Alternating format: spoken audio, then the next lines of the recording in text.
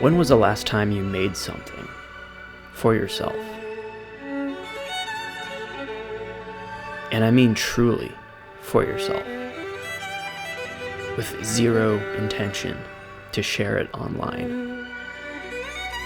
Social media has, of course, changed the way we make art, and not in the way that new tools or techniques do, but in the way that it gets into our heads.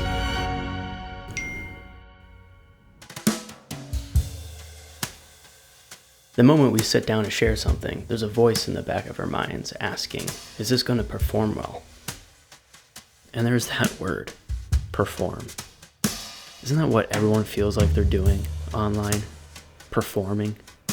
And I'm not talking about iced matcha lattes, even though, those are actually kind of good.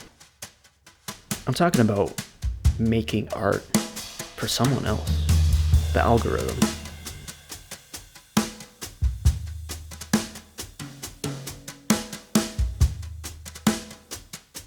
We don't always like to admit it, but the algorithm shapes how we see.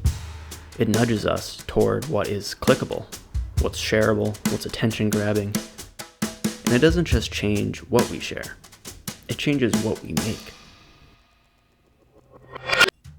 As a photographer, there's countless times where I've only shared things that I knew would perform well. I've seen painters choose colors that pop on the phone screen, musicians cutting their songs down to fit the time length of a reel. And it's not just theory either. You can feel the platform pushing you. A couple months ago, I didn't post for about 2-3 weeks, and it wasn't because I was burnt out or because I had nothing to share. I just flat out didn't want to. But when I finally posted again, my views were cut in half. Half the people who were engaging with my work before, they weren't seeing it at all. And that's the deal. The less you feed the machine, the less it shows your work. It's a system that rewards frequency, not necessarily quality, and that changes the way you create.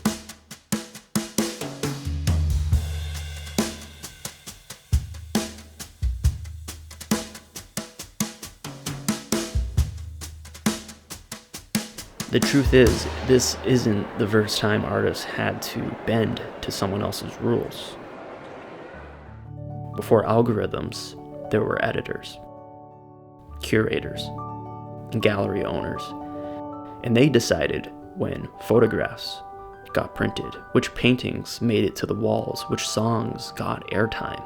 If you wanted to be seen, you had to play by their standards. The difference now, the gatekeeper isn't a person anymore. It's a system. It doesn't know quality or originality, only patterns. The old gatekeepers, they could be convinced to take a risk on something different. An algorithm? That can't be persuaded. It only wants more of what's already working. When you're creating for the feed, you're not creating for yourself. And the work starts to feel manufactured. I can already hear the clapbacks. It's not that deep, bro. Maybe they're right. It's just pixels on a screen. But when you spend your whole life making things that you care about, and the main place to share it feels like a slot machine, that can get in your head. Social media has ruined this young generation. Maybe they're right too, but maybe it's just put a number on what's already been there. Our need to be liked. And now it's just measured in real time. Come on, Faisal, you're feeding right into the problem. Maybe I am. I'm using the platform I'm critiquing to talk about the platform I'm critiquing. But maybe that's the point. I'm not looking for an exit. I'm looking for a better way to exist inside it. Lately, I've been holding back a lot of work and sort of let things marinate a bit before sharing. It feels good to not feel that pressure. I'm still trying to find that balance because I still want my work to be seen, but I don't want it to be at the cost of an algorithm.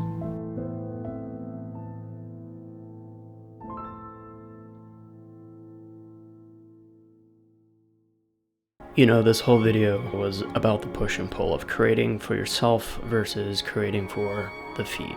And that's why I like having a place online that I control, my own website. On Instagram, the algorithm decides who sees your work. On a site you build for yourself, your art lives the way you intended it to, without being filtered or buried. Squarespace makes it simple to create that kind of space. Whether it's your personal portfolio, a blog, or even a store, you don't need to fight an algorithm. You can just share your work the way you want it to be seen. So if you're ready to take your work beyond the feed, head to squarespace.com/Faisal to start a free trial. And when you're ready to launch your own site, you can use the code Faisal to get 10% off your first purchase. Thank you to Squarespace for sponsoring today's video.